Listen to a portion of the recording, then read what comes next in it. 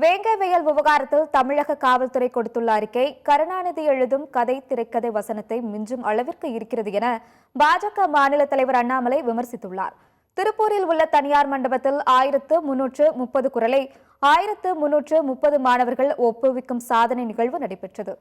இதில் கலந்து கொண்ட பின் செய்தியாளர்களை சந்தித்த பாஜக மாநில தலைவர் அண்ணாமலை, வேங்கை வயல் விவகாரத்தில் தமிழக காவல்துறை கொடுத்துள்ள அறிக்கை கருணாநிதி எழுதும் கதை திரைக்கதை வசனத்தை மிஞ்சும் அளவிற்கு இருக்கிறது என விமர்சித்தார்.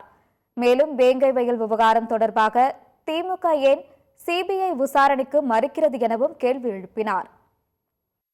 இன்னைக்கு வேங்கை வயல் நிகழ்வுக்கு தமிழக காவல்துறை எழுதியிருக்கக்கூடிய அந்த கதை திரைக்கதை வசனம் கலைஞர் கருணாநிதி அவர்கள் எழுதக்கூடிய கதை திரைக்கதை வசனத்தை மிஞ்சக்கூடிய ஒரு விஷயத்தை தமிழக காவல்துறை செய்திருக்கின்றார்கள்.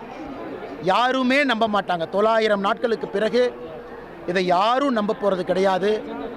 யாருக்கும் இதன் மீது நம்பிக்கை இருக்க போவதில்லை.